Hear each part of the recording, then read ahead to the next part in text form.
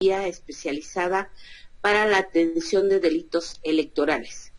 Actualmente es consejero electoral del Instituto Electoral del Estado de Querétaro. Ha impartido diversas materias, tanto en la Barra Nacional de Abogados como en la Universidad Autónoma de Querétaro.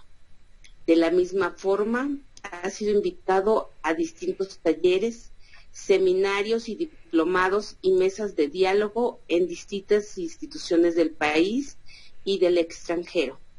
Es autor del libro Ilegalización de partidos políticos, necesidad de regulación en México, así como de al menos 16 ensayos y como autor en 5 libros. También quiero presentarles a una invitada muy especial, que es nuestra diputada federal, Beatriz Robles Gutiérrez, quien es ingeniera en alimentos por la Universidad Autónoma Metropolitana.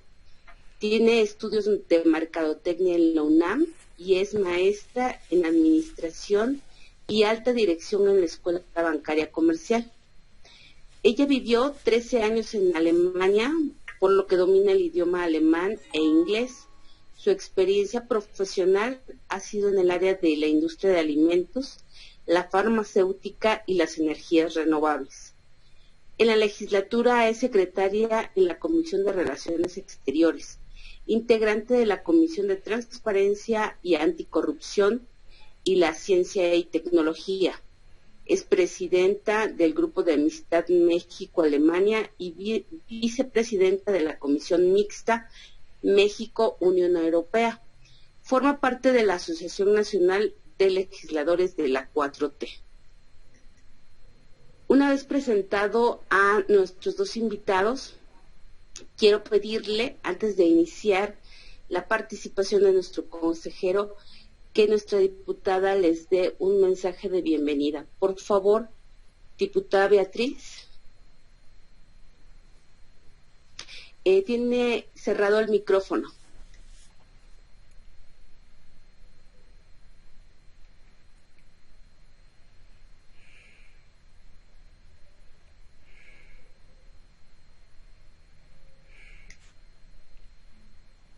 No la escuchamos, diputada.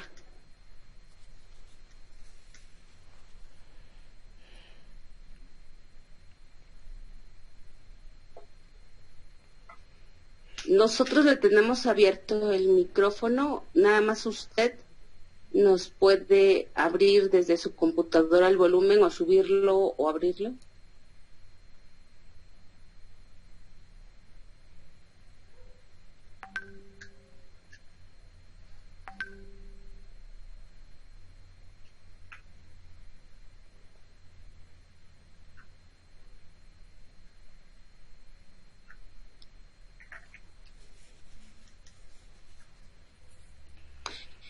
Les damos las bienvenidas a las compañeras morenas. Vemos que ya están presentes. Y estamos esperando un minuto para que veamos. Diputada, si le llamamos por teléfono, es que no.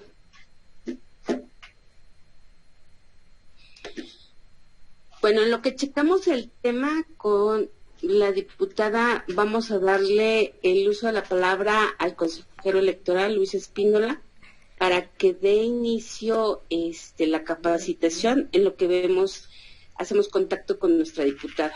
Por favor, consejero, adelante. Muchas gracias, maestra Rocío Rojas.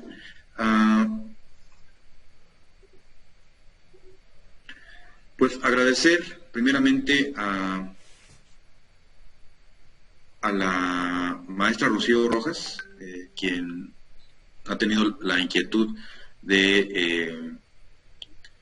y siempre la convicción de llevar estos temas tan relevantes, tan importantes, tan sensibles y de alta relevancia para nuestro sistema democrático y particularmente para el sistema de partidos, que desde luego nos será muy útil, ¿no?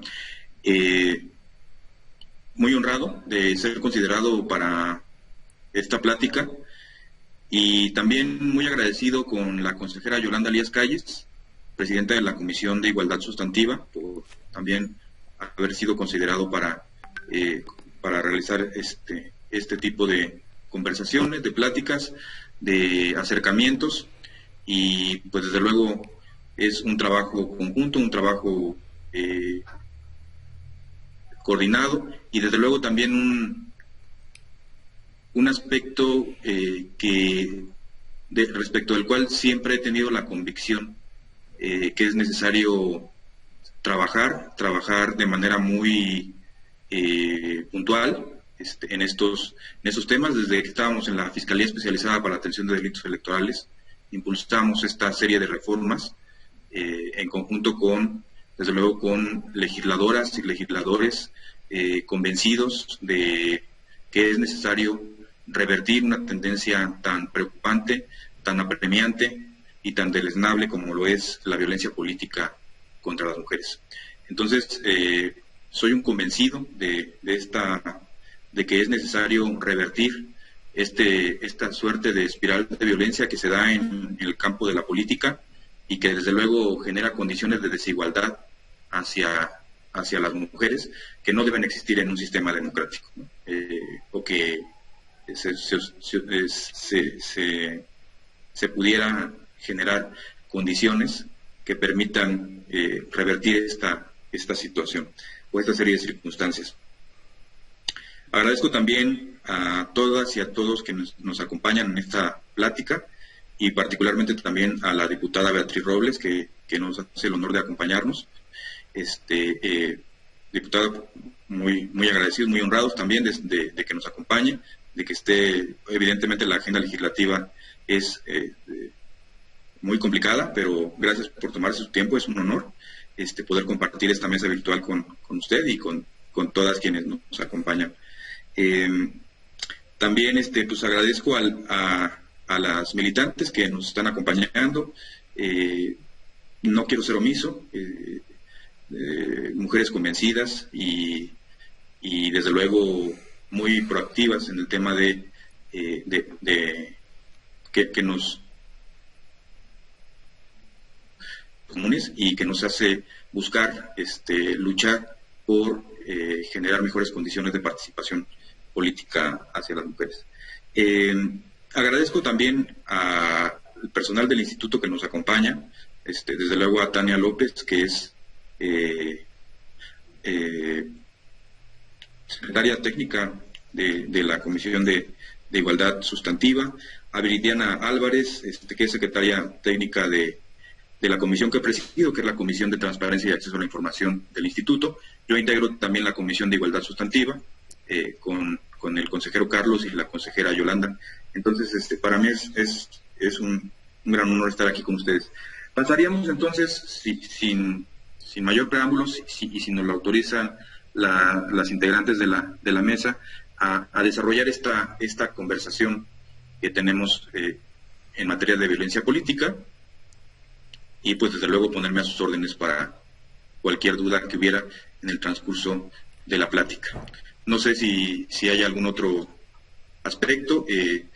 Ojalá y podamos tener ya contacto con la diputada para ver si nos podría compartir algún mensaje, y pues si la maestra Rocío, representante de Morena en el Consejo General, lo que nos indique, pues estamos a la orden y al pendiente. Puestos y dispuestos para la charla que tendremos en unos momentos. Gracias. Gracias, consejero. Pregunta, diputada, ¿ya puede...? Creo que ya sí me escuchan. Muchas gracias. Ahora sí, ¿verdad? Muchísimas gracias y una disculpa porque esta tecnología de pronto no resulta y estamos usando muchas diferentes plataformas y a veces, no todas son iguales. Les quiero dar a todas la bienvenida, Rocío, principalmente a ti por haberme invitado a acudir a esta plática tan importante de violencia política de género. Es algo que se ha estado trabajando en la legislatura y después comentaré con más calma, creo que es cuando tengo el tiempo. Ahorita en este momento yo les quiero decir a las mujeres que están aquí, a los hombres que están aquí, que nos acompañan al desarrollo de las mujeres, no nada más en la vida política, que es muy importante, pero también en la vida diaria. Ya veía yo aquí algunos comentarios de las compañeras, pues que teníamos que poner atención en la violencia en el hogar, en la violencia en el trabajo, en la violencia en la política y en todos los ámbitos donde participamos las mujeres. Maestro Espíndola, también un honor, muchas gracias por impartirnos esta conferencia.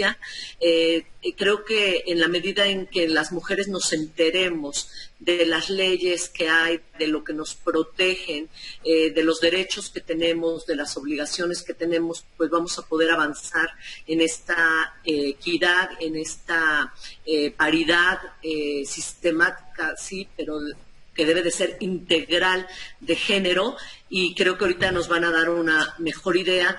Yo quiero darles pues la bienvenida, que era lo que a mí me correspondía, y decirles que pues todas juntas y todas unidas, organizadas, somos más fuertes y vamos hacia adelante. Gracias, Rocío. Muchas gracias, diputada Beatriz Robles. Ahora sí vamos a entrar de lleno con la capacitación. Maestro Luis Espíndola, por favor. Muchas gracias, maestra Rocío. Vamos a compartir la presentación. Voy a tratar aquí de compartir pantalla.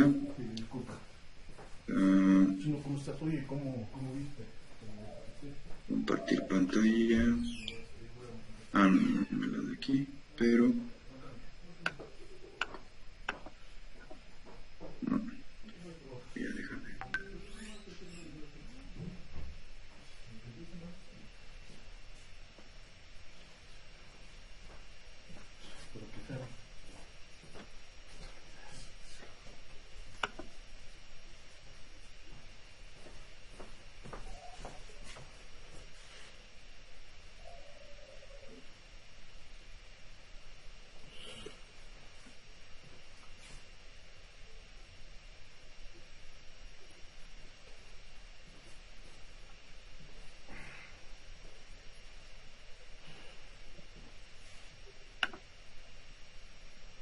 A ver, es que no me permite.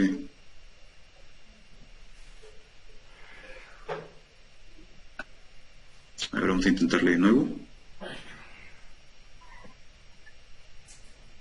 Creo que ahí ya está compartiendo. Ya lo podemos ver, maestro. Sí, gracias. Bueno, vamos a compartir algunos datos, algo de información, sobre todo en el tema jurídico, legislativo, que nos permitirá dar, y jurisdiccional, que nos permitirá tal vez dar una aproximación a este tema de violencia política de género, que desde luego tiene un amplio desarrollo.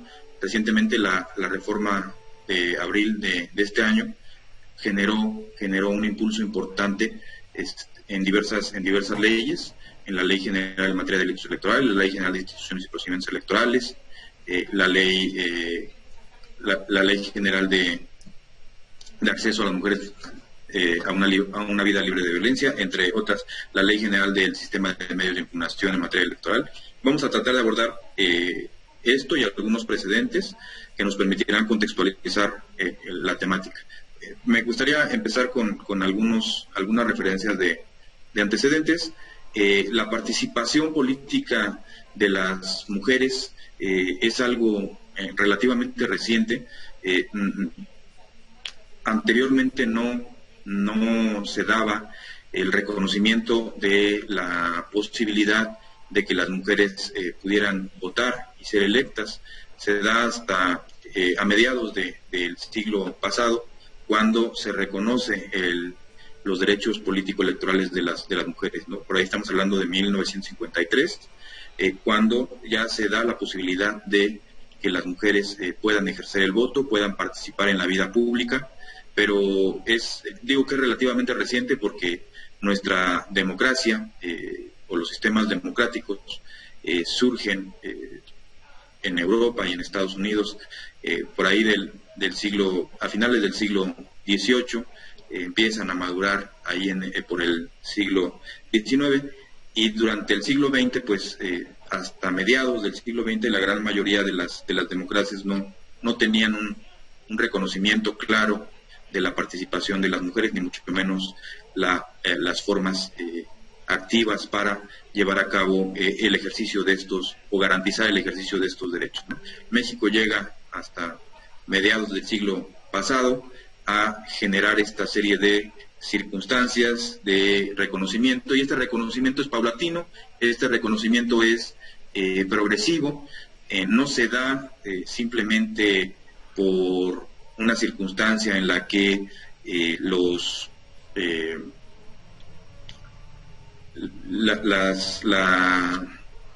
contexto en el que se daba, el contexto en el que se desarrollaba la vida pública en aquellos tiempos, pues no permitía, era muy reacia, muy refractaria a la participación de las mujeres, ¿no? Había un contexto muy patriarcal, muy en un contexto de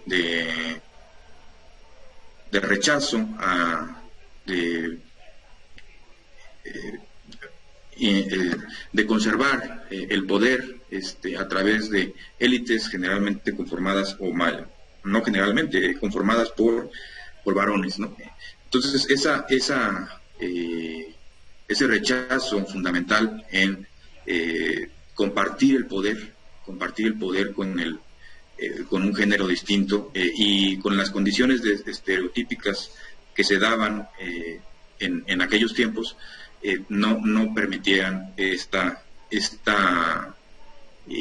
posibilidad que en condiciones de igualdad, en condiciones de progresividad, se ejercieran los derechos. Se da ya hasta a finales o se empieza a visualizar hasta finales del siglo pasado, del siglo XX, pues una serie de esfuerzos legislativos que permitieron esos esfuerzos legislativos, acompañados desde luego con golpes de sentencia, ¿no?, por el Tribunal Electoral del Poder Judicial de la Federación, que se vinieron dando el reconocimiento de se vinieron abriendo las puertas, se vinieron abriendo, rompiendo esos techos de cristal que impedían a las mujeres participar en la política en condiciones de igualdad. Se da a partir del inicio de cuotas de género. Tenemos aquí, por ejemplo, algo relevante, ya ha entrado el siglo actual, tenemos una reforma importante al COFIPE, al entonces COFIPE, Código Federal de Instituciones y Procedimientos Electorales, donde establecía una cuota obligatoria del 30% y 70% de candidaturas para ambos sexos. Encontramos aquí ya una primera disposición mucho más clara que antes de esta reforma de 2002 se tenía. Antes nada más era meramente opcional, meramente discrecional. Ahora en el 2002 ya se empieza a dar una suerte de cuotas. Por eso digo que se da una serie de esfuerzos legislativos que más adelante van a ir a redundar en alguna suerte de simulaciones o subterfugios, argucias, fraudes a la ley, que se dan con esta especie de resistencia y tensiones entre los partidos políticos predominantemente dominados por élites integradas por hombres, y ese rechazo para compartir el poder entre los espacios públicos, los espacios de elección popular con mujeres, ¿no? Entonces se empieza a dar una suerte de cuotas. En 2008 vemos algo mucho más fuerte. Esto se ha venido acompañando mucho de las luchas de grupos de mujeres convencidas en la necesidad de esta serie de cambios, y también de hombres también convencidos en que es necesario generar esta serie de transformaciones. En 2008 entonces se da nuevamente otra reforma que amplía el esquema de cuotas de 40 a 60 de candidaturas para ambos sexos, hasta llegar a En ese inter tenemos por ahí el caso llamado o denominado Juanitas, donde se establece una suerte de, es una especie de renuncia, más bien una renuncia de 8 diputadas federales que, orilladas por la presión de sus propietarios hombres, perdón, de sus suplentes hombres, renuncian con la finalidad de que los suplentes hombres accedan al cargo, ¿no? Entonces ahí tenemos un primer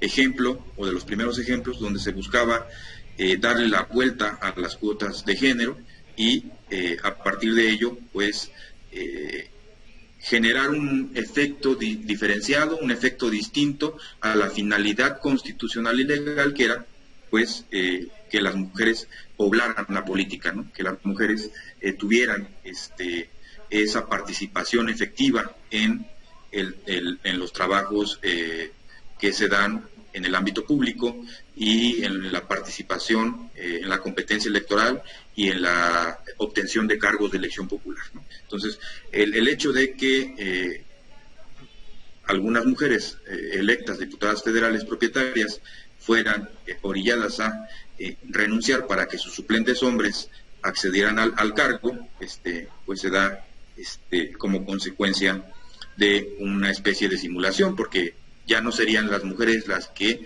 participarían en la toma de decisiones y en los trabajos legislativos, como se da en este supuesto. Este es un claro ejemplo de un intento de defraudar la ley para la obtención de una finalidad distinta, es decir, incumplir con la cuota de género. Cumplo con la cuota en la postulación, pero al momento de la designación, al momento de el ejercicio del cargo, pues la incumplo materialmente o en la realidad, porque lo que se logra finalmente, pues, es el acceso de los hombres y no de las mujeres, y esa es una situación que constitucionalmente está prohibida. Y es ahí donde entra un primer criterio relevante, no es decir que sea el primero, sino hubo otros también relevantes relacionados con la alternancia, qué debe entenderse por alternancia, qué debe entenderse por cuota, etcétera, ¿no? Pero aquí traigo algunos los más que generaron un punto de quiebre para la garantía de los derechos. Y entonces ya después de esto, y para evitar este tipo de simulaciones o fraudes, en 2014 hay otra reforma constitucional que ya establece desde la Constitución la obligación de la postulación del 50% de candidaturas hombres y 50% de candidaturas mujeres.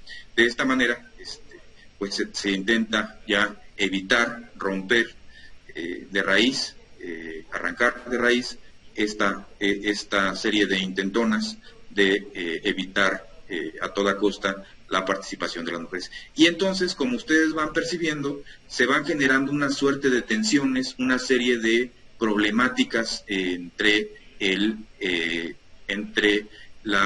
cumplimiento de las cuotas, ¿no?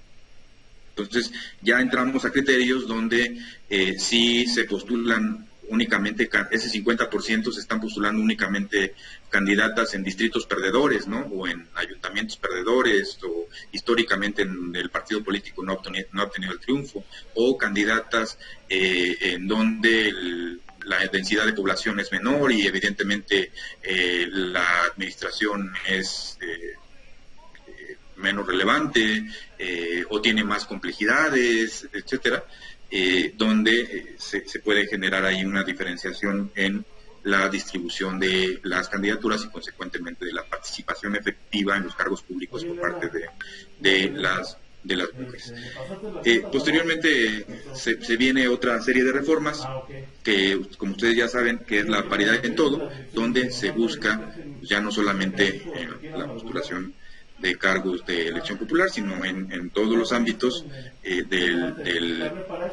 todos los ámbitos públicos se genere esta opción de que se integren los gabinetes de manera paritaria, se integren los órganos colegiados de manera paritaria, etcétera, ¿no? Es decir, se busca que esta paridad permee de manera transversal en todo el ámbito político, el ámbito público del Estado mexicano.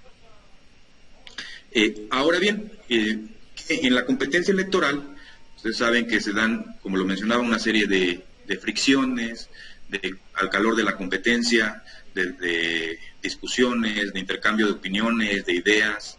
Este debate pues debe ser amplio, robusto, vigoroso, abierto, desinhibido, frontal, pero debe ser un debate respetuoso, ¿no? Toda la libertad de expresión particularmente tiene límites, ¿no? Y esos límites los encontramos en el artículo 6º constitucional, que no atente contra la vida privada, contra los derechos de terceros, que no atente contra la moral, contra el orden público, ¿no? Y en el artículo 41 encontramos una serie también de limitaciones respecto de calumnia, ¿no? Calumnia electoral, esos son algunos de las fronteras que encontramos del ejercicio de la libertad de expresión. Evidentemente, cuando se trata de participantes en el ámbito político, en el ámbito público, el debate es mucho más intenso. Eso lo debemos tener muy presente. Es un debate intenso, pero también debe ser un debate respetuoso, ¿no? O sea, no debe salir del ámbito de la respetabilidad, de la honorabilidad, que se debe dar para generar sobre todo una calidad del debate y una altura de debate, una altura en el debate. En este sentido, debemos partir de que al ser un debate público, este debate no es el mismo que se da en el ámbito de los particulares o en una dimensión de particulares que no están expuestos al ámbito electoral, al ámbito político, ¿no? Al ámbito público. Entonces, debemos tener presentes, una de las primeras premisas es que al tratarse de un debate político, un debate público, la intensidad del mismo tiende a ampliarse, debe tender a ser abierto, lo más abierto posible, ¿no? Y entonces el umbral de protección, el ámbito de protección al honor, propiamente el umbral de protección es mucho más reducido en una persona que se dedica al ámbito público que al ámbito privado, ¿no? Porque aquella persona que se dedica al ámbito público se ha puesto voluntariamente en ese ámbito y por lo tanto tiene un nivel de escrutinio mucho mayor que alguien que no se dedica a ese ámbito y se encuentra en el ámbito privado, ¿no?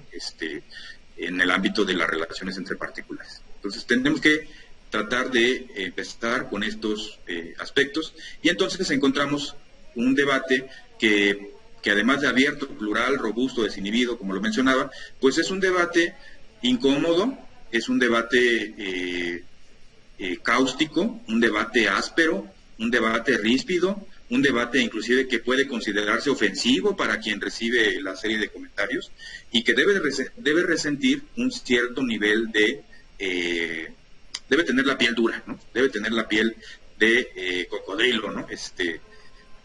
Y pues eso no es violencia política, a eso es lo que yo quiero referirme, porque ahora sí vamos a ver qué sí es y qué no es, qué sí es y qué no es violencia política por razón de género. Y qué sí y qué no es, nos lo ha venido delineando tanto el legislador, órgano colegiado, el legislativo, como los precedentes del Tribunal Electoral del Poder Judicial de la Federación. O sea, esto de qué sí y qué no es patente mía, ¿no? Sino es algo que viene ya de la ley y que viene de los precedentes jurisdiccionales, ¿no? Entonces aquí tenemos algunos casos, por ejemplo el caso Rosa Pérez Pérez, ¿no? Una candidata en Chiapas que gana a pesar de los pronósticos y las condiciones que se viven en la zona de Chenaló, en Chiapas, pues le hacen orillarla de condiciones de violencia que la hacen presentar una renuncia al cargo de manera obligada, coaccionada, presionada.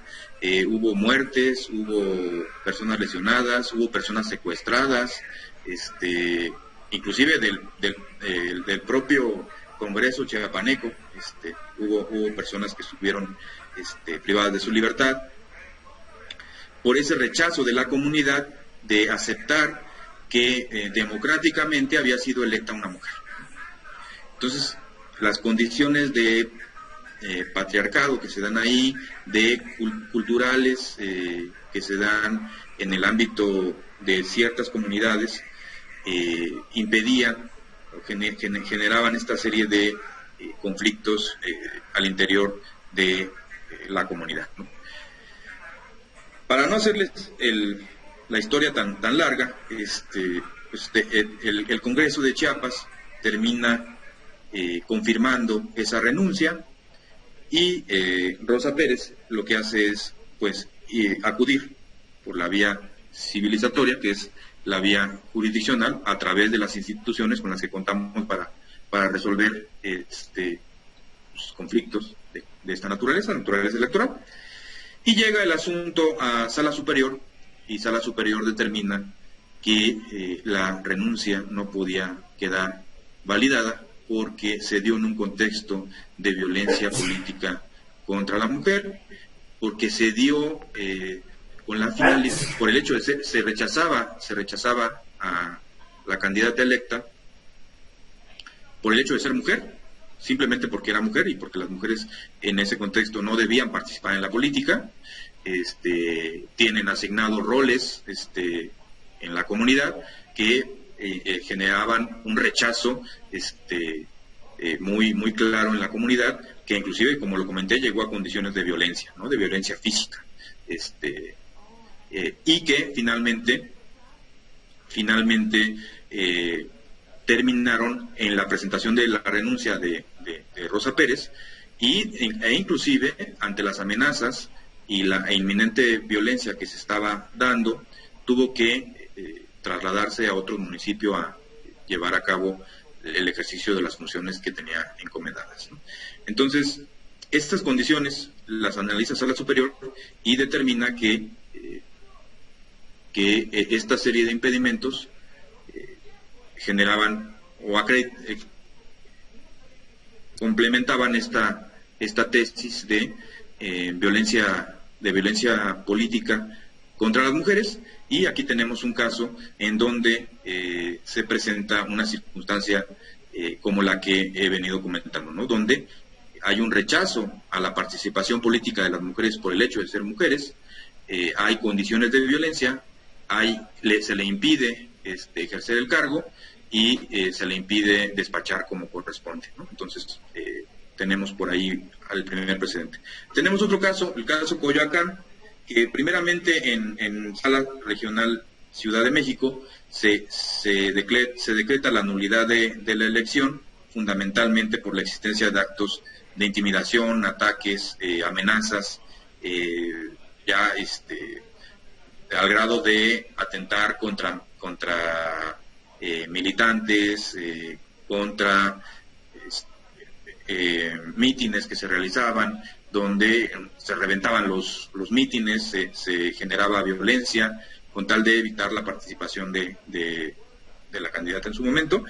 La Sala Regional Ciudad de México determina que sí se actualiza la violencia política por razón de género, dadas las circunstancias, y concluye en anular la elección, que era procedente anular la elección.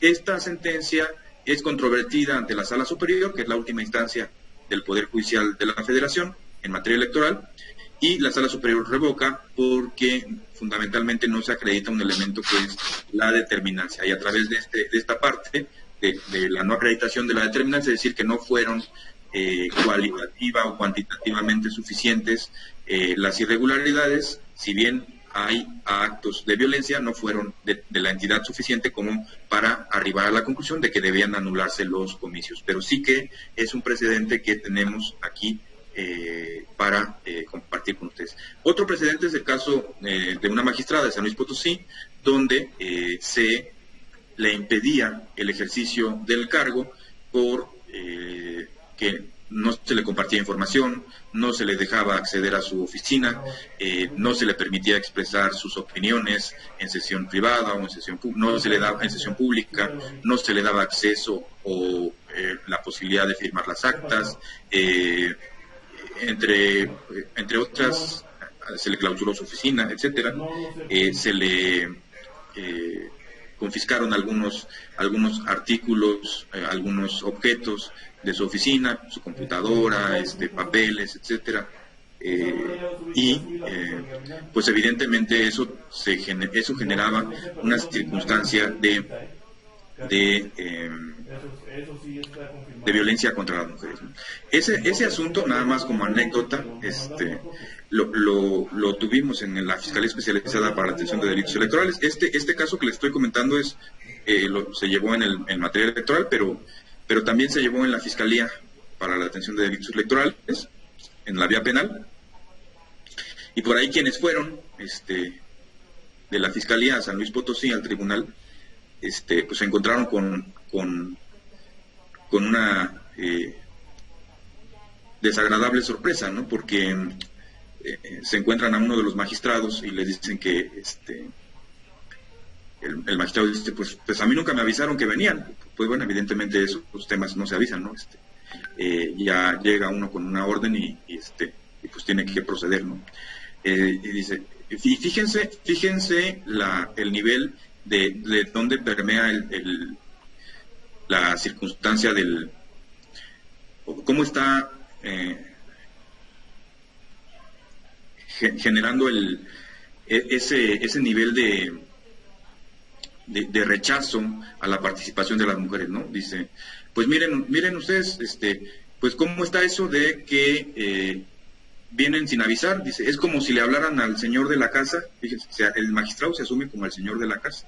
Es como si le avisaran al señor de la casa, llegaran sin avisarle al señor de la casa, ¿no? Que viene alguien, y la señora de la casa pues no le avisó al señor de la casa que venía una visita, ¿no? Entonces se asumen como propietarios, ¿no? de la institución, como parte de se invisibiliza el trabajo de la mujer. No es comprensible ni aceptable este tipo de expresiones que se dan en un contexto en el que debemos participar en condiciones de igualdad, ¿no? Entonces te encuentras con eso y dices, bueno, pues me parece que esto es totalmente, está corroborando mucho el nivel de tensión, no solamente el nivel de tensión, el nivel de rispidez, sino la conceptualización del trabajo y del rechazo que se tiene hacia las mujeres en un determinado ambiente laboral. Entonces, es una información ahí adicional que se encontraron algunos de los compañeros de la Fiscalía ante una situación de esta naturaleza.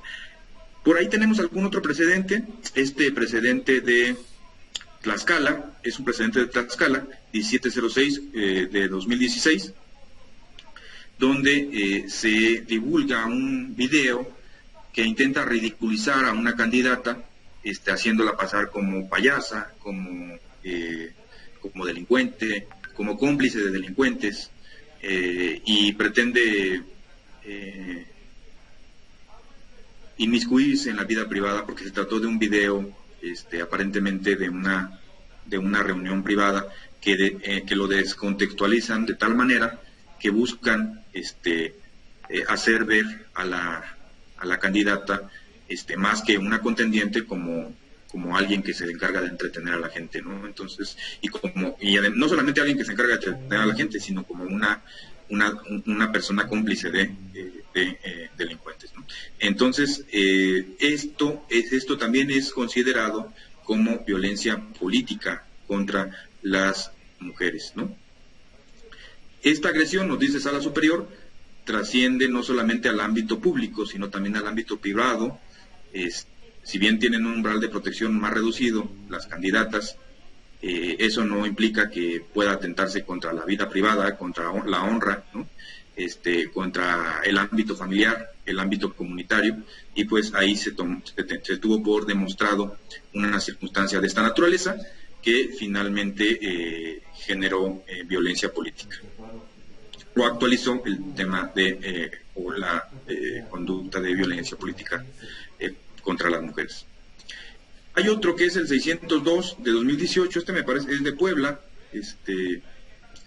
me parece que es del estado de Puebla, y hay una candidata que era esposa de un gobernador, y que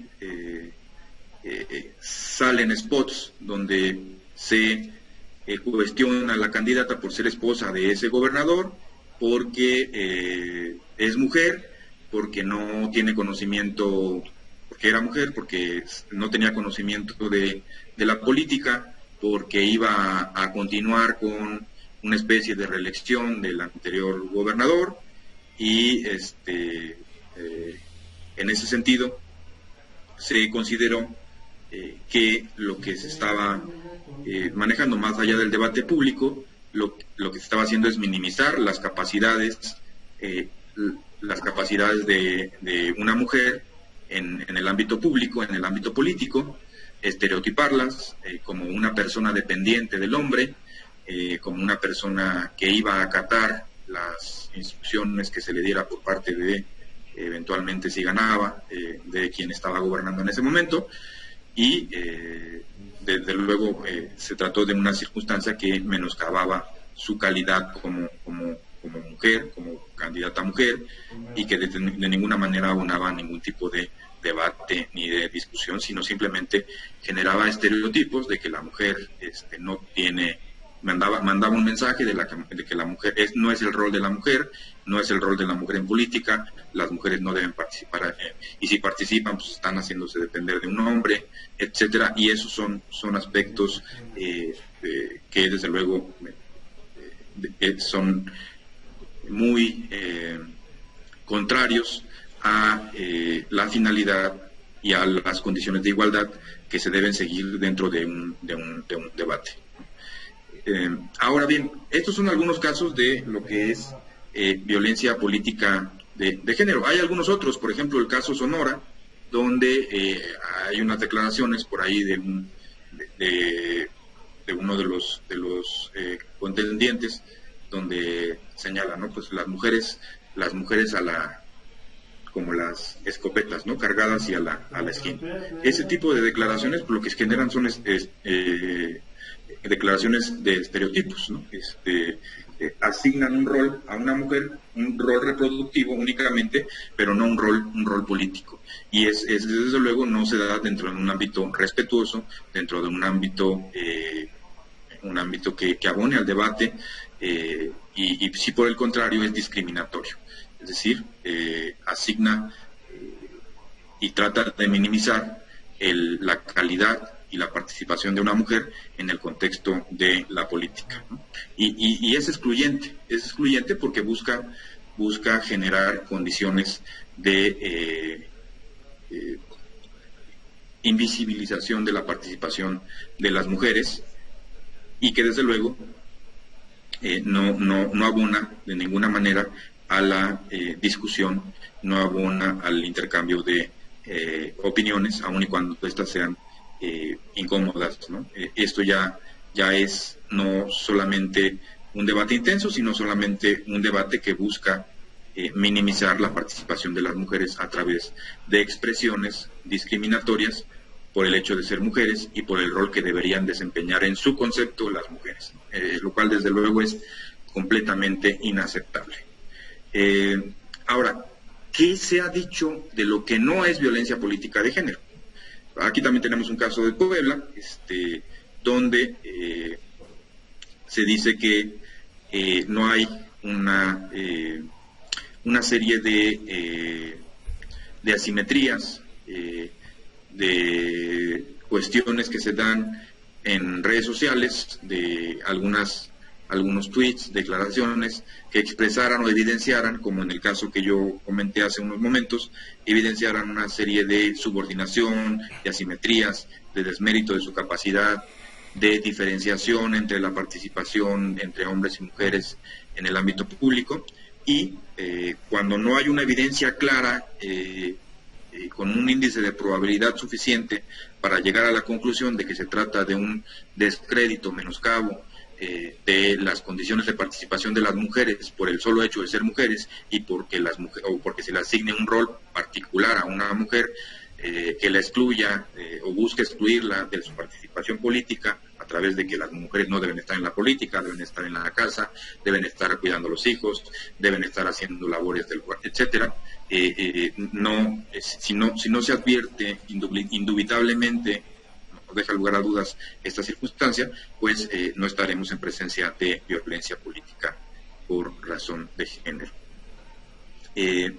¿Algún otro? Aquí tenemos algún otro, un caso Tlaxcala, el 1706, que ya había abordado hace un momento, pero aquí también hay un aspecto en esa misma sentencia donde nos dice que otros ejemplos de que no es violencia política de género. Se parte, como lo mencionaba, de que el debate debe ser amplio, vigoroso, desinhibido, abierto, ¿sí? Aunque sea inquietante o pueda resultar ofensivo. ¿Y qué aspectos no son considerados como violencia política de género? Cuando se da, por ejemplo, en el contexto de un debate, en este caso fue debate a gobernador o gobernadora, cuando se cuestionan metas, el incumplimiento de metas, desempeñaste el tal cargo y pues, no tuviste relevancia en tu quehacer público. Bueno, eso no es violencia política de género. No cumpliste con los objetivos, no cumpliste con las propuestas, o se da una serie de opiniones, se dice que determinados datos son falsos, inexactos o carecen de veracidad, se alegan presuntas traiciones políticas, se cuestiona el desempeño del cargo, se habla de la presunta existencia de líneas de investigación en su contra, ¿no? Sobre delitos que los involucran, ¿no? Su omisión, o por ejemplo la omisión de presentar declaración 3 son algunos ejemplos que no son violencia o no pueden ser consideradas violencia política en razón de género. ¿Por qué? Porque se dan en el contexto del debate, ¿sí? Eso es lo que nos ha dicho la sala superior, y aquí algunos ejemplos, ¿no? Entonces, ¿qué concluye? Concluye que este tipo de aspectos o de cuestionamientos, desde luego, que no traen inmersos el descrédito con razones de género o bajo elementos de estereotipos o discriminatorios que inciten a la violencia, que produzcan violencia, que atenten contra la privacidad, contra la intimidad.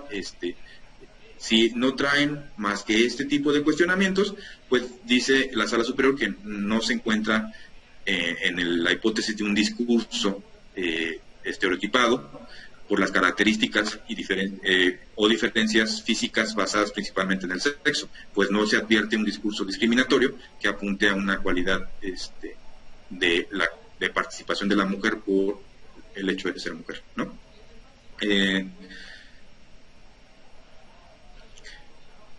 ¿Cómo está regulada la violencia política de género? Actualmente tenemos una legislación de vanguardia que busca romper de una vez por todas con ese lastre con el que contamos o con el que se viene padeciendo desde hace muchos años en relación con esas resistencias que se dan para la participación, para generar condiciones de igualdad en la participación de mujeres y hombres en la política. Bueno, debemos partir de que primero, antes de los trabajos legislativos, algunas instituciones, las que aquí vienen en la diapositiva, se dieron a la tarea de generar un protocolo para atender la violencia política contra las mujeres. En 2016 se genera un protocolo, participa el Tribunal Electoral del Poder Judicial de la Federación, el INE, FEPADE, la Comisión de Atención a Víctimas, SEGOV, CONAVIM y Mujeres, FEBIMTRA. Todas estas instituciones trabajan en común, en armonía, para generar un protocolo. A partir del protocolo se generan directrices para que en el ámbito de competencia de cada una de las instituciones se generen mecanismos de colaboración, de coordinación, de coadyuvancia entre estas instituciones para combatir, reducir la incidencia de la violencia política por razón de género. A pesar de la inexistencia de un marco legal claro que permitiera esto, pues desde luego las instituciones buscaron la manera de cómo revertir una tendencia tan preocupante que a partir de la violencia se buscaba inhibir, disuadir, presionar, coaccionar a las mujeres en su participación o en sus aspiraciones.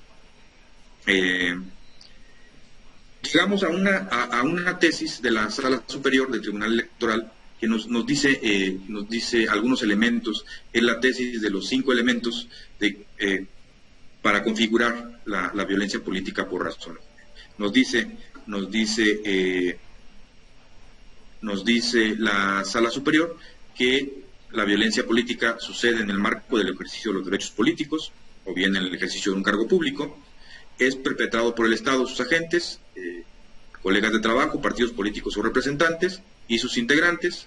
El tercero es simbólico, verbal, patrimonial, económico, físico, sexual o psicológico.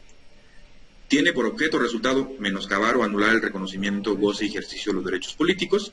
Y el quinto elemento es que se dirige a una mujer por el hecho de ser mujer, tiene un impacto diferenciado en ellas y afecta desproporcionadamente sus derechos, el ejercicio de sus derechos. Entonces, a partir de esta tesis de los 5 elementos que sostiene la Sala Superior es que se da la posibilidad de configurar la violencia política por razón de género. Denota uno de los esfuerzos importantes del Tribunal Electoral por construir una doctrina a partir de la cual se establecieran una serie de parámetros para identificar cuándo se trata de o puede tratarse de actos que tengan o revistan violencia política por razón de género. Y entonces llegamos a la reforma de abril de 2020, una reforma muy importante, muy relevante, de mucho impacto, de mucha fuerza, de mucha potencia, que se da como parte de esa serie de esfuerzos, tanto del legislativo, del judicial, del ejecutivo, de generar condiciones que eviten ya erradicar la violencia política contra las mujeres, ¿no? Y entonces se reconoce en diversas leyes la conducta de violencia política por razón de género, se establecen medidas cautelares de no repetición y de reparación integral. Es importante mencionar que ya muchas instituciones estos elementos ya los venían trabajando desde antes y ahora esto desemboca ya en un trabajo legislativo muy comprometido que desde luego viene a cerrar ese ciclo de esfuerzos para que las instituciones cuenten con un marco normativo reforzado que permita desde luego ejercer acciones con mayor fuerza y efectividad. Nos dice la Ley General de Instituciones y Procedimientos Electorales, que es la violencia política en razón de género. Nos dice que es toda acción, es toda omisión, incluida la tolerancia basada en elementos de género y ejercida dentro de la esfera pública o privada que tenga por objeto o resultado limitar, anular o menoscabar el ejercicio de los derechos políticos y electorales de una o varias mujeres, o que afecten al pleno ejercicio de las atribuciones inherentes a su cargo, libre desarrollo de la función pública, la toma de decisiones, la libertad de organización, así como el acceso y ejercicio de sus prerrogativas, tratándose de precandidaturas, candidaturas o funciones públicas. ¿Qué también es violencia política? Bueno, se entenderá que las acciones o omisiones se basan en elementos de género cuando se dirijan a una mujer por el hecho de ser mujer, le afecten desproporcionadamente o tengan un impacto diferenciado en ellas, ¿no?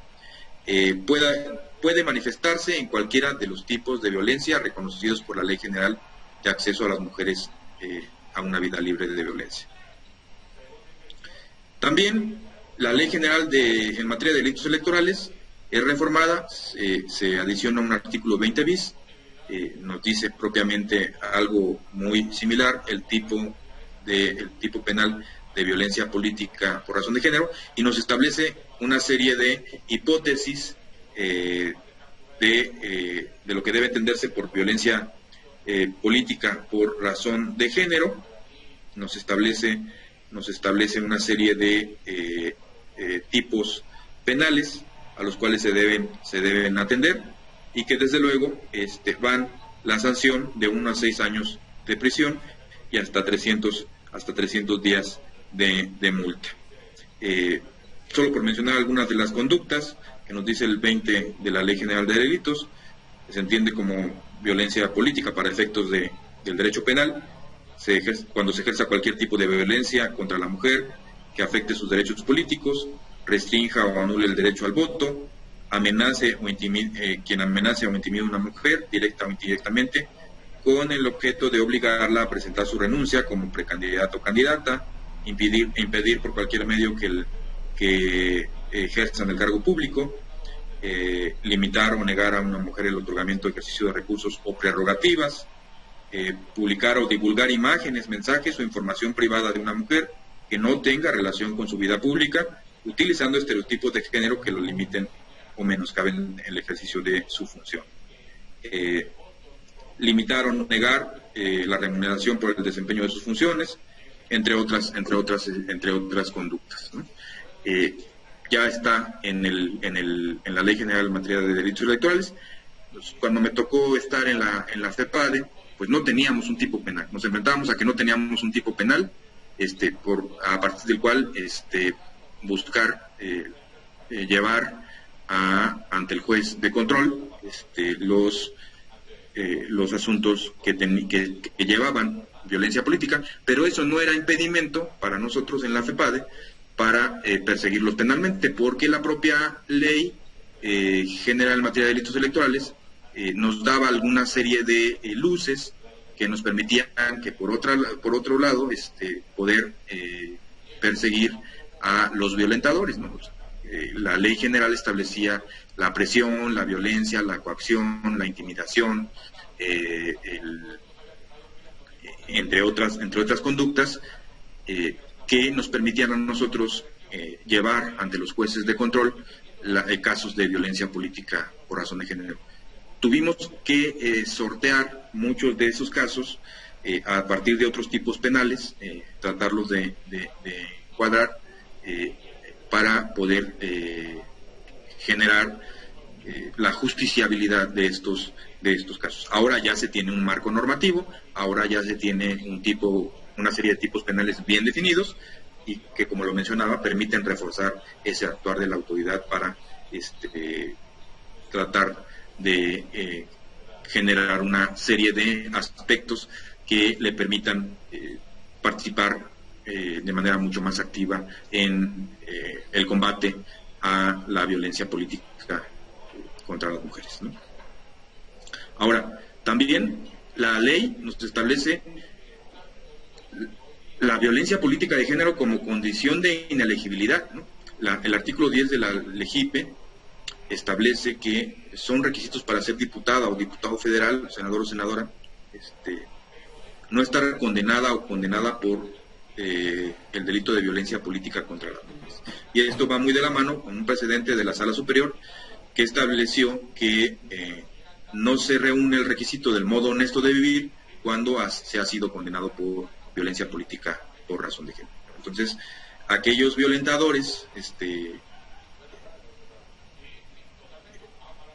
pueden no cumplir o no reunir ese requisito de elegibilidad, ser postulados como candidatos cuando tengan un antecedente de haber sido condenados por violencia política contra las mujeres por razón de género.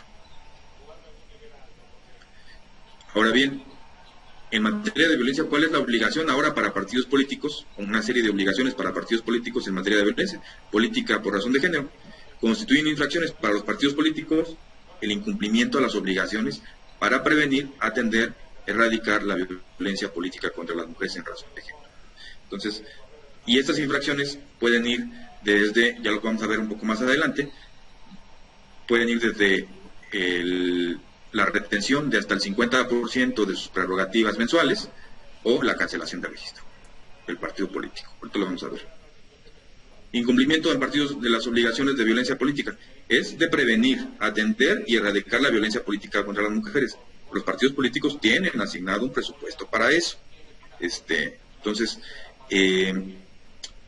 si no se cumple con esas obligaciones para prevenir, atender y erradicar la violencia política contra las mujeres, se puede sancionar hasta con la reducción del 50% de las administraciones del financiamiento público que les corresponda, o la fracción quinta nos dice con la cancelación de su registro cuando se trate de casos graves y reiterados. Entonces, pues mucho ojo ahí. yo la verdad estoy muy honrado de participar con ustedes. Para mí es un tema del que estoy convencido, pero del que también tienen que estar convencidos los partidos políticos, porque finalmente tienen asignado un presupuesto. Entiendo que desarrollan varias actividades, desarrollan varias acciones con la finalidad de atender esta obligación que ya se tiene muy clara en la ley de prevenir, atender y erradicar la violencia política. Si no se hace, pues se puede incurrir en una infracción que puede llegar hasta la reducción del 50% de las administraciones del financiamiento o, en casos graves, reiterados, sistemáticos, con la cancelación de su registro como partido político. ¿Y qué hay en relación con medidas cautelares? Bueno, la ley nos dice que, tratándose de violencia política, las medidas cautelares pueden ir desde realizar un análisis de los riesgos y un plan de seguridad. Imagínense una candidata que ha sido agredida o que tiene amenazas de agresión o ha sido perseguida política en un contexto de esta naturaleza, pues realizar un análisis de riesgos y un plan de seguridad. Obviamente ahí las autoridades electorales se coordinan o tienen que coordinarse, ya lo han venido haciendo, se han venido haciendo desde hace tiempo, con las autoridades de seguridad, tanto municipal, estatal o federal, que permitan colaborar y compartir esfuerzos para asegurar una adecuada protección respecto de las condiciones en las que se puede encontrar una candidata, una funcionaria pública en el ejercicio del cargo, en la cual es necesario adoptar medidas para generar condiciones de aseguramiento de su integridad. Ordenar la suspensión del cargo partidista a la persona agresora. Ojo, ahí se puede llegar a la suspensión del cargo partidista de quien ha resultado agresor. También retirar la campaña violenta contra la víctima, haciendo públicas las razones. Se puede suspender el uso de las prerrogativas de la persona agresora, e inclusive se puede sustituir el uso de esas prerrogativas para el otorgamiento de una disculpa pública, ¿sí?, por parte del agresor, en radio y televisión, en los tiempos asignados en radio y televisión, y cualquier otra requerida para la protección de la víctima que pudiera estar involucrada. ¿Y qué tenemos también de las innovaciones que nos trae la ley en materia de violencia política? Las medidas de reparación integral, que van desde la indemnización a la víctima, la restitución inmediata del cargo, una disculpa pública y medidas de no repetición. ¿Por qué medio se puede hacer valer la violencia política de género? En el ámbito federal, es algo que se replica tanto en el ámbito federal como en el ámbito estatal. En el ámbito federal, léase o entiéndase, presidente o presidenta de la República, candidato o candidata a presidente de la República, presidente de la República, diputados, diputadas, senadores, senadoras, a través del procedimiento especial sancionador, a través del juicio para la protección de derechos político-electorales del ciudadano y a través de otros medios de impugnación como juicio de revisión constitucional electoral, recurso de apelación, juicio de inconformidad. En el ámbito estatal, les digo, se replica este mismo, léase o entiéndase, gobernador, candidato, candidata a gobernador, gobernadora, diputados, diputadas, senadoras, perdón, diputados, diputadas, miembros de los ayuntamientos, presidente municipal, y de esta manera tenemos el procedimiento especial sancionador, de manera similar a lo que ya mencioné en la diapositiva anterior, que es en el caso del ámbito federal, el juicio local de derechos electorales del ciudadano o el juicio de nulidad. ¿Qué otros precedentes recientes tenemos en materia de violencia política de género? Pues tenemos, como lo mencioné, pues que ya el legislador federal, el Poder Legislativo ya hizo su tarea, ¿no? Ya expidió la Ley General de Instituciones y Procedimientos Electorales, las leyes correspondientes, pero algunas entidades federativas no lo han hecho, ¿no? O sea, el hecho de que haya una ley general o leyes generales que regulen o establezcan, condenen la violencia política por razón de género, no excluye ni vacía la competencia legislativa a cargo de las entidades federativas o de las legislaturas locales para regular el tema de violencia política por razón de género. Y este asunto, en el caso de Nuevo León, pues llegó en un juicio de revisión constitucional electoral 14/2020, donde pues se reclama una omisión del legislativo estatal por no regular el tema de violencia política en sus leyes estatales, y pues la Sala Superior termina ordenando al legislativo pues, que se aboque a el trabajo de la regulación de la violencia política a nivel estatal, ¿no? Entonces, esto también ha impactado en estos temas. También hay precedente donde un reciente, en el REC 91 de 2020 y su acumulado, donde ya la Sala Superior ordena el establecimiento de una lista nacional de violentadores de género, de violencia política por razón de género. Esta sentencia lo que nos dice es que el hecho de aparecer en la lista no tiene efectos constitutivos, es decir, si yo aparezco en la lista, bueno, no yo, si alguien aparece en la lista, algún hombre aparece en la lista, como violentador por algún antecedente que pudiera tener de haber sido condenado por violencia política por razón de género, eso constituye un elemento referencial que permitirá a la autoridad electoral poder incorporar elementos que, de acreditarse plenamente, pudieran llevar a la negativa del registro de los supuestos violentadores. Entonces, el hecho de aparecer en la lista no implica que automáticamente se le deba negar el registro, sino que permite visibilizar e integrar información a nivel nacional que permita generar, a través de este intercambio de información, las condiciones necesarias para un adecuado actuar de las autoridades electorales, ¿no?, en materia de violencia política. Permite un elemento de carácter indiciario, un punto de partida que les posibilite tomar acciones que pueden llevar o pueden desembocar o concluir en un tema de inelegibilidad por estar en un caso de violencia política por razón de género, y evidentemente por no cumplir con estos elementos de civilidad que nos establece la propia Constitución como modo nuestro de vivir, en el caso que mencioné hace unos momentos. Entonces, estos son algunos de los aspectos que hay que tomar a consideración.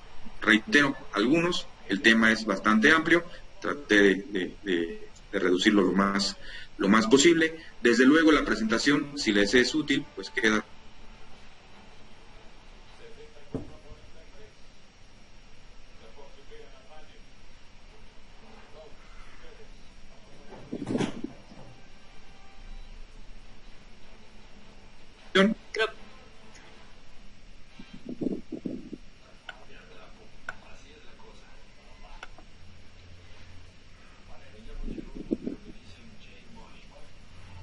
Maestro, es que se había quedado un ratito como congelado.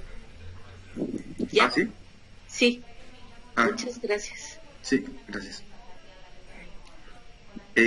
Pues no sé en qué parte se quedó, para poder retomarla, para que no vaya. En la de la presentación, si nos es útil. De hecho, le quería comentar que ya nuestras compañeras del municipio de Colón nos hicieron la petición, y también hay comentarios en el chat que, si usted gusta, ahorita lo comentamos después de que usted cierre, por favor. Sí, muchas gracias. Lo que comentaba es que, muchas gracias, maestra. Lo que comentaba es que la presentación queda a su disposición. En caso de que consideren que sea de utilidad, con mucho gusto estará a disposición de todas, y desde luego me pongo a sus órdenes para cualquier comentario en la que pudiera colaborar. Sería eso, la parte final. Gracias. Muchas gracias, maestro. Leo lo que viene en el chat y nos dice la compañera: hola, bonita tarde a todas y todos. Quisiera agradecer la invitación y solicitarles si podemos hacer mucho foco en cómo se armoniza en Querétaro las reformas a la ley electoral en materia de violencia política en razón de género específicamente, y continúa: sancionar a los actores que cometan violencia política, violencia doméstica y deudores de pensión. Gracias. Creo que tiene que ver en cuanto a la última reforma de la lista de deudores alimentarios. Esa es la pregunta, la primera pregunta, consejero. Sí, muchas gracias. Estaba apuntando la pregunta. Espero no ser omiso en los aspectos que se me han solicitado. Lo entiendo como, primero, ¿cómo se armoniza en Querétaro la violencia política en razón de género? Bueno, en materia electoral hay una regla una regla constitucional que establece que las leyes electorales no pueden, cuando se trata de modificaciones fundamentales, las leyes electorales no pueden modificarse o no deben modificarse dentro de los 90 días anteriores al inicio del proceso electoral. Entonces, lo que tenemos aquí es que si en la ley electoral del Estado no ha aterrizado completamente el tema de violencia política, ¿sí? En la ley electoral del Estado no ha aterrizado el tema de violencia política, pues difícilmente se podría realizar ya en este momento, porque ya estamos en vísperas del inicio del proceso electoral. En Querétaro pues tendremos el inicio del proceso electoral a partir de la segunda quincena de octubre, ¿no? Entonces, ahora bien, eso impide ejercer acciones o ante la ausencia de ley o de deficiencias o inexactitudes, imprecisiones u omisiones que se pudieran advertir en la actual ley electoral, impide ejercer acciones institucionales en materia de violencia. No, la respuesta es no. Primero, porque está en la Ley General de Instituciones y Procedimientos Electorales y se trata de una ley general. ¿Y cuál es la naturaleza de una ley general? Que regula una materia concurrente.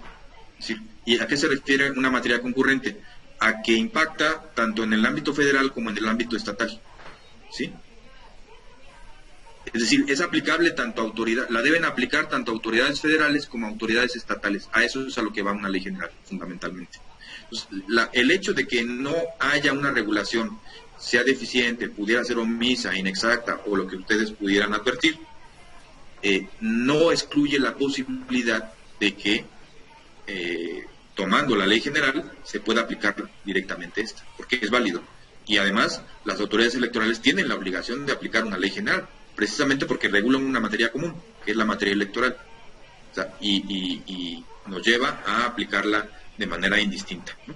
Entonces, digamos, sus principios, sus virtudes, la riqueza que tiene esta reforma, desde luego que debe ser aprovechada por las autoridades estatales y, desde luego, es importante tenerla presente, ¿no? Es decir, ninguna autoridad, me parece, que por el hecho de que haya una ausencia o imprecisión o falta de aterrizaje en el ámbito estatal que pudiera darse,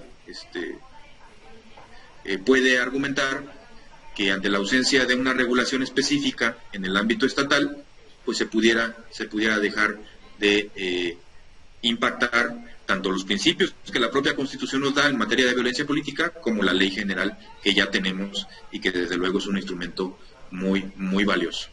Ahora bien, en el tema de violencia alimentaria y estos aspectos, me parece un tema bastante importante y bastante relevante que aún pues no se ha terminado de discutir.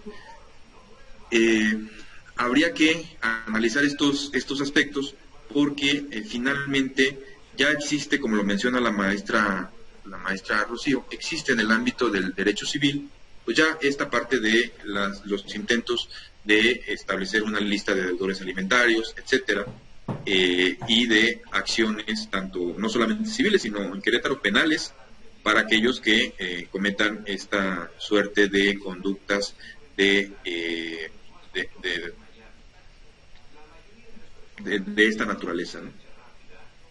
Mencionar que el tema de la deuda alimentaria pues no es privativo de mujeres o de hombres, ¿no? Puede darse de ambos lados, ¿no? Pero lo importante aquí es visibilizar qué tanto este tipo de conductas que bien se mencionan pueden impactar en el ámbito de lo político, en el ámbito de lo público. Si es violencia política contra las mujeres. O sea, lo que tenemos que cerrar, lo que tenemos que tratar de estudiar o de concretizar es el tema del ámbito público, el ámbito político, ¿sí? Que se usen instrumentos para violentar a mujeres, ¿no? Para impedir el ejercicio de los derechos políticos, para discriminar su actuación, para evitar desarrollar sus funciones en condiciones de igualdad, ¿no? Los casos que ya venía mencionando, ¿no? Se les intimida, se les presiona, se les busca evitar a toda costa que sean incluidas en las listas, que se les entreguen recursos públicos para el ejercicio de sus funciones que tienen encomendadas, ya sea partidistas o cuando ya están ejerciendo el cargo público, entre otros casos, ¿no? Que se les obliga a firmar una renuncia al cargo. Esos son casos que se aproximan, que no se les entregue información y que inclusive esto venga acompañado con una suerte de no se te entrega porque tú eres mujer y tú no debes estar aquí, debes estar en otro lado, ¿no? Ese tipo de conductas sí enmarcan el tema público, el tema de la violencia. Habría que ver, reitero, no lo descarto, que estos aspectos del tema del cumplimiento de las obligaciones de asistencia familiar, de alimentarias, pues, de qué medidas impactan en el ámbito del desempeño de la función pública, ¿no? Porque eso es la violencia política. O sea, tenemos que diferenciar la violencia política que se da en el ámbito público, en el ámbito del ejercicio de las funciones, en el ámbito del ejercicio del cargo, en el ámbito de la contienda electoral, de la participación como candidata, del ámbito familiar, del ámbito privado.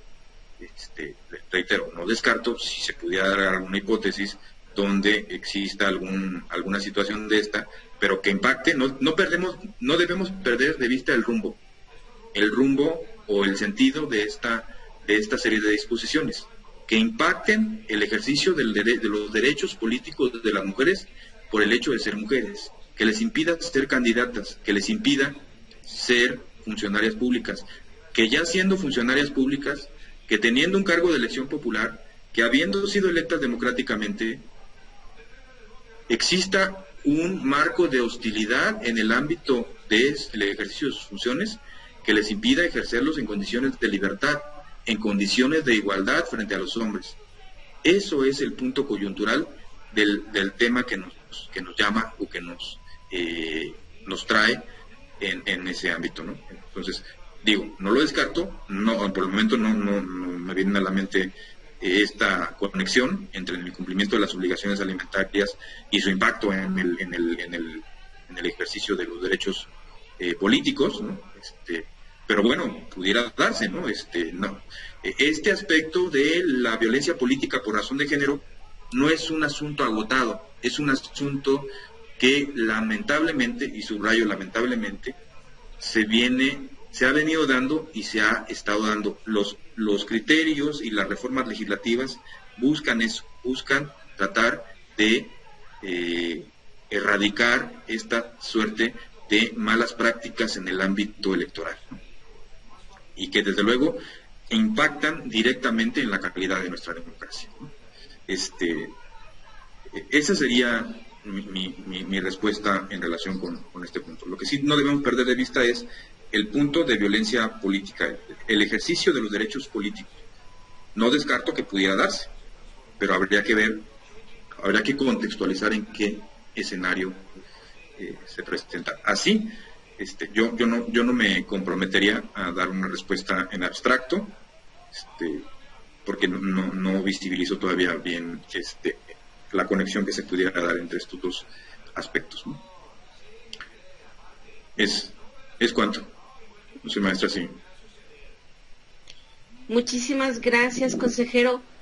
Vamos a darle paso a nuestra diputada en lo que nuestras compañeras hacen la formulación de alguna pregunta, y sirve que lo dejamos tomar un poquito de agua y la verdad es que sí tenemos este tema, sí da para muchas dudas que nos surgen a las mujeres que estamos dentro de la política, ¿no? Entonces, yo en específico tengo una duda, pero por el tiempo me gustaría darle la oportunidad a nuestra diputada para que brinde su mensaje y entremos de lleno a las preguntas y respuestas.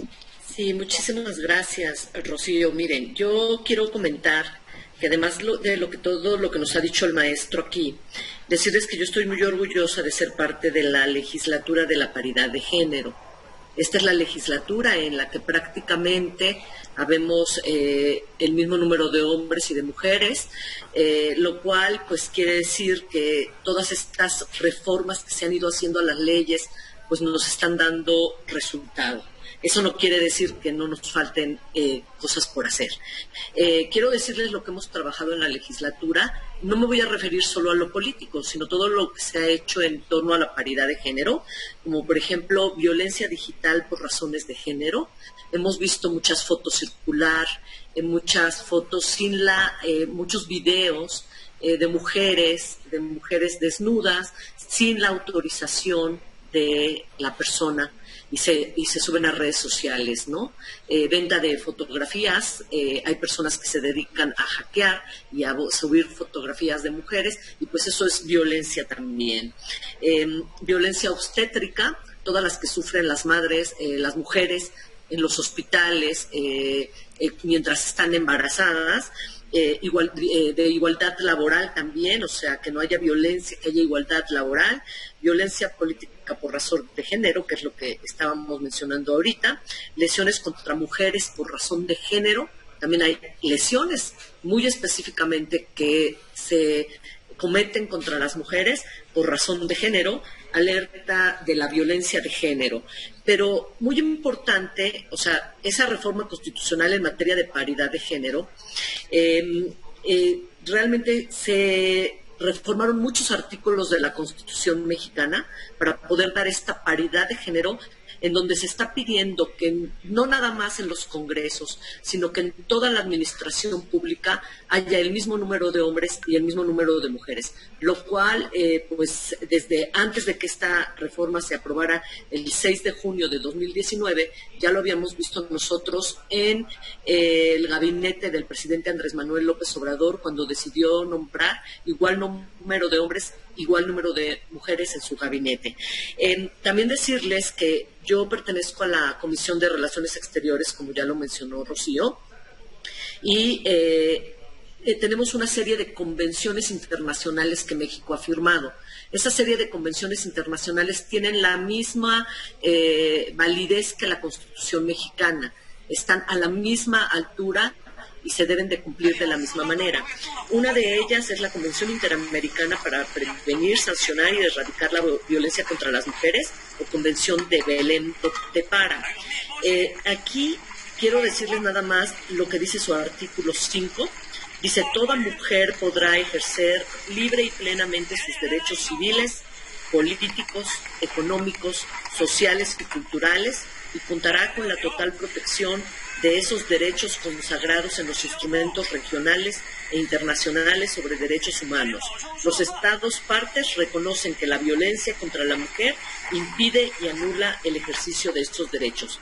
México suscribió esta convención en 1995 y la ratificó en 1998.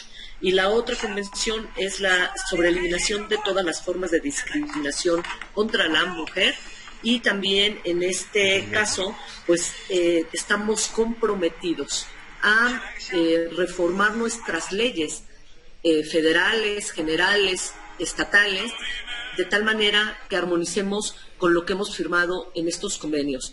Y para que se den una idea de lo que no hemos hecho, se le ha solicitado a México este año informar sobre la tipificación del feminicidio en todos los códigos penales, conforme a la Ley General de Acceso a las Mujeres a una Vida Libre de Violencia, la estandarización de los protocolos de investigación policial del feminicidio en todo el país, la garantía de la aplicación efectiva de las disposiciones del derecho penal sobre el feminicidio, la simplificación y armonización de todas las entidades de los procedimientos de activación del programa Alerta Amber y el protocolo ALBA, y la resolución del caso de Pilar Argüello Trujillo, que esto realmente es un caso de 2017, para que se puedan resolver otros casos similares a estos de Pilar Argüello en el futuro. Entonces, ustedes aquí se pueden dar cuenta que tenemos mucho por hacer. Las mujeres hemos luchado mucho para tener una igualdad. Hay muchos hombres que nos acompañan. Yo creo que son derechos humanos fundamentales y pues tenemos que seguir en esa condición, en esta lucha y en ese sentido. Y bueno, pues yo les agradezco, maestro Espíndola, Rocío y todas las mujeres y hombres aquí presentes atendiendo esta conferencia, la invitación, y pues los aliento a que unidos sigamos en la lucha por esta, y no porque no haya leyes, porque esas ya las hay, sino para que se hagan cumplir y podamos reclamar los derechos que nos han sido reconocidos. Estén muy bien. Gracias. Muchísimas gracias, diputada Beatriz, por su participación, por el mensaje que les envía a nuestras compañeras, y esperamos seguir contando con su información, asistencia con las mujeres de Morena. Muchas gracias. A mí me gustaría, consejero Luis Espíndola, externarle pues algunas dudas. Yo creo que en el tema de la política, yo anhelo que, si bien hemos avanzado en diversos temas, como una paridad total, como la violencia política en razón de género, de acudir a denunciar este tipo de actitudes, yo anhelo que esto se materialice, que podamos ver ruedas de prensa. Y aquí también externo una felicitación a nuestra diputada federal que hizo un posicionamiento fuerte, enérgico, y mandó un mensaje claro, porque necesitamos también como militantes mujeres que nos representen y que digan y que tomen el micrófono, pero sí anhelo esa paridad tanto en las ruedas de prensa, tanto en las mesas de acuerdo y negociaciones, así como también en las campañas, porque a veces vemos, ¿no?, a todos los hombres que salen con sus equipos, ¿no?, y vemos una falta de participación de las mujeres, y anhelo más que nosotras tengamos ese acuerdo de unidad, de defendernos, pero empezar a ejercer acciones en contra de todas esas violencias que a veces son muy mínimas, ¿no? Como decir, bueno, es que si tú eres de tal grupo eres JD, o si tú eres de otro grupo tú eres... no es correcto. Y yo creo que en la medida que vayamos llevando estas denuncias a las instancias correspondientes, que eso va a ser el día de mañana, yo creo que el partido político en el que militamos se va a fortalecer, porque vamos a ser mujeres participativas, mujeres que sí sabemos nuestros derechos y que los vamos a ejercer. Entonces, a mí sí me gustaría pues que usted comente en este tema de paridad y cuál es su opinión, porque sí les comparto, compañeras, que la posición los posicionamientos que hace el consejero electoral Luis Espínola Morales es basado siempre estrictamente en la ley, siempre en un soporte de jurisprudencias, de criterios aplicados. No es en razón de, ay, es que mi corazoncito se inclina a tal o cual línea. Es una persona muy objetiva, y en lo personal reitero mi reconocimiento a su trayectoria, a su conocimiento y a su siempre participación. Si usted me permite dar contestación a lo que acabo de decir, consejero, para leer otra pregunta. ¿O quiere que de una vez te la lea? Como usted me diga.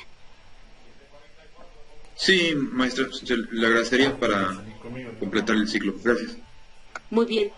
El tema de los deudores de pensión, en cuanto a que se sancione o en su caso se anule la candidatura a quien comete ese delito. Felicidades, diputada, le envían una felicitación y es la pregunta. Sí, bueno, primeramente, pues, maestra, le agradezco mucho el comentario. De verdad, me siento muy honrado en que esa sea pues lo que se ha venido sea resultado de lo que se ha venido trabajando. Desde luego reconocer a la diputada Beatriz pues el trabajo que ha venido realizando. Desde luego es importantísimo y qué bueno que así se esté llevando a cabo. De verdad, mi reconocimiento y pues enhorabuena, ¿no? Qué bueno que estos trabajos reflejen el importante quehacer legislativo, ¿no? Desde luego, en cuanto al trabajo que se realiza, pues sí, pues mi trabajo como consejero electoral es ya la maestra Rocío ya lo ha mencionado. Yo simplemente lo reitero, sin filias ni fobias, con todos se trabaja y así hemos venido construyendo muchas cosas en el instituto. A veces coincidimos, a veces no coincidimos, pero es parte del diálogo, del trabajo que se da, y yo soy muy abierto al debate, al intercambio de ideas, de opiniones. Muchos argumentos me convencen, otros no, pero así es el tema del trabajo institucional, pero siempre muy institucional, muy neutral, ¿no? Como debe ser, y como tenemos que trabajar siempre. Somos árbitros, no somos jugadores. Entonces, gracias por el trabajo, por el reconocimiento, maestra, se lo aprecio mucho, y así seguiremos hasta que termine nuestro mandato, ¿no? nuestro cargo, y procuraremos que siga siendo así. Respecto del tema de la paridad, pues yo no sé si voy a responder de manera adecuada. Si se me pasó algo, usted dígame, corríjame, y con mucho gusto tratamos de ampliar. Creo que el tema de la paridad es un reto permanente, ¿no? Es necesario que primero que todos asumamos que la paridad debe ser ya una práctica natural, consustancial a la participación democrática, ¿no? En un sistema democrático, la participación igualitaria entre hombres y mujeres debe ser una práctica que de verdad ni debería estar en la ley, ¿no? Está en la ley por todo lo que ya platicamos, ¿no? Las resistencias, las tensiones, la necesidad de conservar el poder a toda costa, ¿no? Los privilegios, de no compartir en un ámbito de igualdad, entre hombres y mujeres, de no generar diálogo, de evitar de ser refractarios al diálogo, de muchos actores, pues ha tenido que venir a partir del resultado de esto, ¿no? Y ya lo mencionaba la diputada, o sea, no solamente tenemos el reconocimiento constitucional y legal de esta serie de directrices y acciones, ¿no? O sea, viene desde el ámbito internacional, como lo mencionábamos hace unos momentos, o sea, a finales del siglo pasado, es cuando vienen, décadas 80, 90, cuando vienen estas observaciones internacionales, estos instrumentos, tratados internacionales, que México no solamente fue a sacarse la foto, o sea, no nada más es a sacarse la foto, y ya salimos muy bien, y ya andamos diciendo que hicimos algo, ¿no? No, hay que aterrizarlo, y eso se vino reflejando con las reformas 2002, de 2007, de 2014, ¿no? Y la de 2020, ¿no? Y lo dice muy bien la diputada, pues, es la legislatura de la paridad. O sea, hemos llegado a un punto en el que ya en América Latina y en el mundo estamos empezando a ser referente en cuanto a la paridad. El problema es la violencia política. El problema es que seguimos teniendo problemas en asimilar que las mujeres pueden participar en condiciones de igualdad con los hombres, que una democracia sin mujeres no es democracia, simplemente no es democracia. No podemos concebir una democracia sin mujeres. Tenemos que entenderlo, tenemos que caminar de la mano, ¿sí? Quitarles el presupuesto, evitar que participen, y se los digo así, o sea, no solamente, porque no lo digo porque yo esté convencido que lo estoy, ¿no? Sino porque lo dice la ley, lo acabamos de abordar en la ley. O sea, la violencia política no solamente es de mujeres, de hombres hacia mujeres. La ley dice que, o sea, ahí lo acabamos de ver, o sea, que puede ser entre mujeres, y usted, maestra Rocío, lo acaba de abordar muy bien, o sea, cómo generamos acciones entre nosotras, ¿no? Para unirnos, para conversar, para dialogar, para generar canales comunes de comunicación que nos permitan tener una visión o una directriz común, una agenda común, ¿sí? De que todos estamos en el mismo barco, hombres y mujeres. En mi vida siempre he dado la cara. Que tenemos que reconocer capacidades, aptitudes, cualidades, trabajo, ¿no? Disposición. Entonces,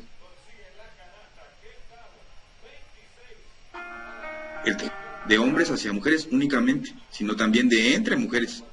Por ahí recuerdo un caso de hay muchos casos, pero uno lo recuerdo, un tema de un asesinato de una candidata, me parece que del Partido Verde Ecologista. Fueron mujeres las que la violentaron, las que la asesinaron. No recuerdo que fue en Guerrero, no recuerdo bien dónde fue, o Oaxaca, no recuerdo por ahí, pero fue en el proceso electoral anterior. O sea,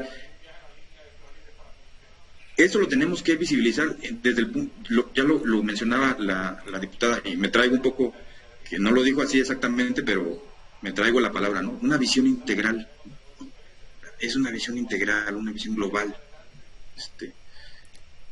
de lo que necesitamos, de lo que queremos, de hacia dónde queremos ir, hacia dónde queremos transitar y qué es lo que queremos hacer, ¿no? Hacia dónde queremos llegar, qué horizontes queremos caminar juntos, hombres y mujeres. Si no lo debemos entender así claramente, si no lo hacemos juntos, hombres y mujeres, nunca vamos a llegar a nada. Es como jalar la cuerda de un lado, cada quien jala para un lado y cada quien jala para el otro. Así. No sé si la pregunta haya sido, de alguna manera, aquí concluyo esa pregunta, respondida de más o menos como me lo pidió. Si no, usted dígame, corríjame, antes de pasar a la segunda. Es correcto su respuesta, consejero, muchísimas gracias. Al contrario, maestra, a la orden. Luego, ahora sí, en cuanto al tema de deudores, qué bueno que lo aterrizamos, ¿no? O sea, porque uno lo ve con ceguera de taller, ¿no? Pero bueno, ya cuando te lo plantean así, deudores con pensión alimentaria, ¿no? Si se puede llegar a una cuestión de inelegibilidad, bueno, ahí hay temas de derechos en tensión, ¿no? El derecho, aspectos familiares, ¿no? O el interés superior de la infancia o de la adolescencia, versus o en contraste con el ejercicio de los derechos políticos. Y yo le agregaría, o sea, se puede hablar de que alguien cumple, y no concluyamos con una respuesta automática, nada más es una reflexión, porque no puede haber una sola respuesta correcta. En el tema de derechos o principios no hay una respuesta correcta. Siempre se tiene que analizar el contexto, ¿no? Decía por ahí don Héctor Fixamudio, que el texto sin contexto es pretexto, ¿no? Entonces, tenemos que analizar el contexto, ¿no? No solamente el texto de la ley. Así como se pone, pues la primera pregunta que nos tenemos que hacer es, una persona, hombre o mujer,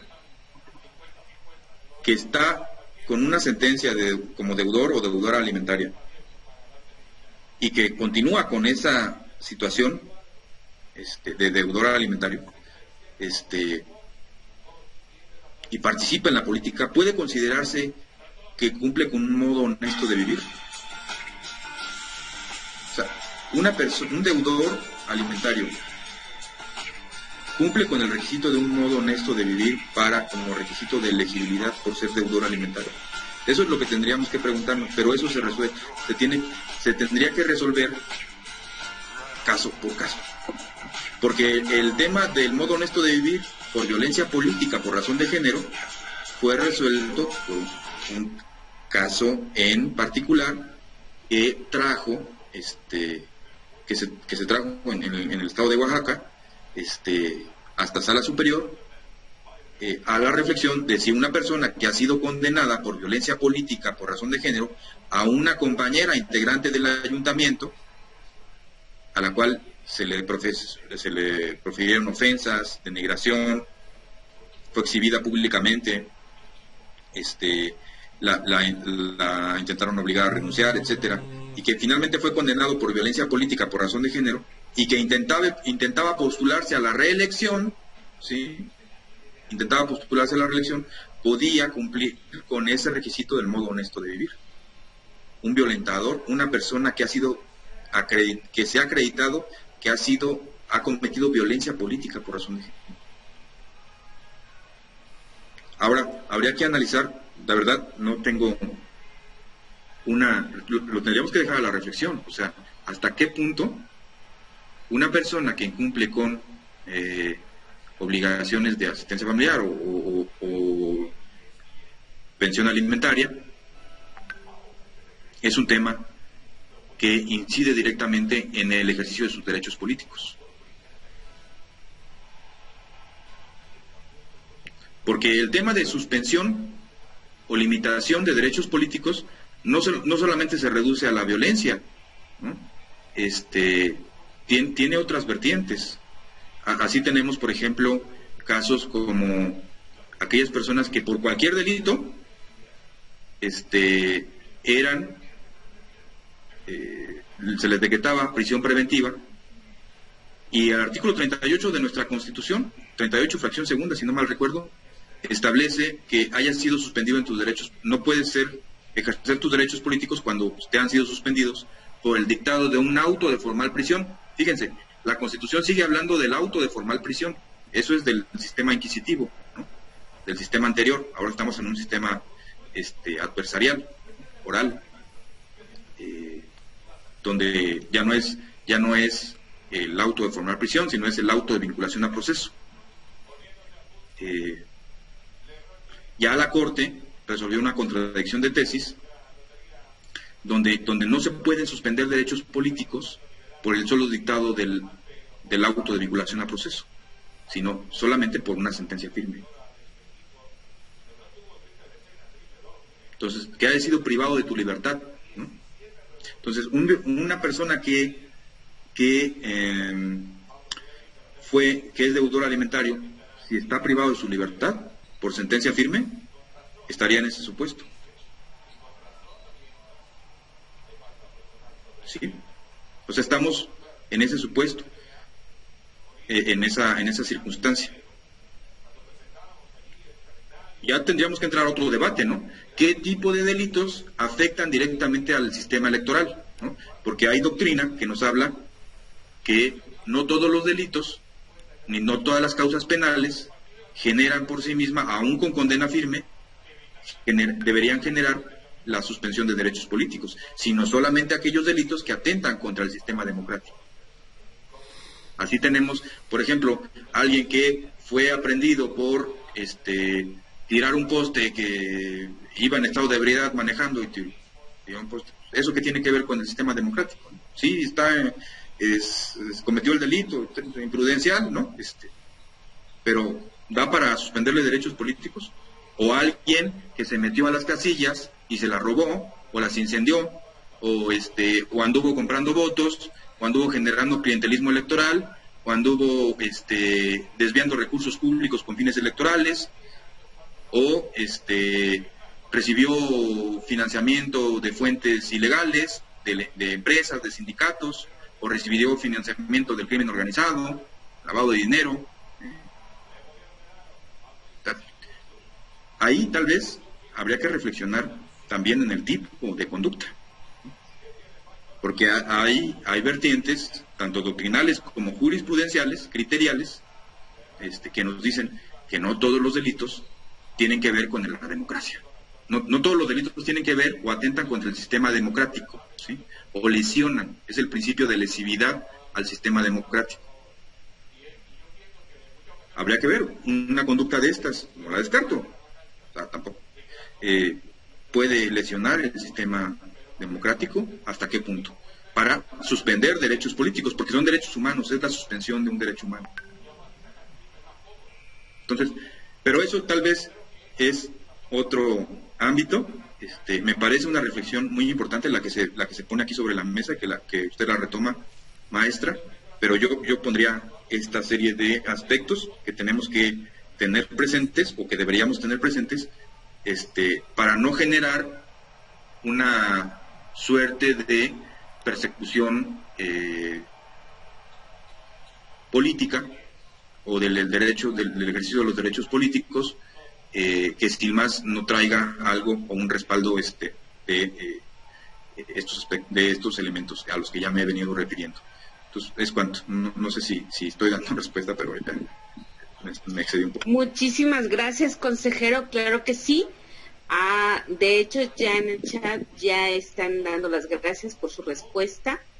Y bueno, solamente nos queda cerrar, y me gustaría decirles a mis compañeras militantes que el día de hoy no contamos con la presencia de la consejera Yolanda Elías, porque tuvo un contratiempo en un viaje. Entonces deseamos que haya llegado con bien, y no le fue posible acompañarnos este día. Entonces mañana cerramos el ciclo de las conferencias. Maestro y consejero, muchísimas gracias por haber estado el día de hoy compartiendo pues todo el conocimiento, que reitero, le reconozco y agradezco su participación. Así también como nuestra diputada federal, Beatriz Robles, muchísimas gracias, Betty, con cariño. Y a todas mis compañeras de Pedro Escobedo, Colón, Tolimán, Querétaro Capital, Landa de Matamoros, y no quiero omitir a Corregidora, San Juan del Río. Muchísimas gracias, y bueno, espero que no sea la última participación, que usted a lo largo del proceso electoral pues contemos con temas relevantes para la militancia de Morena. Muchísimas gracias, pasen buena tarde.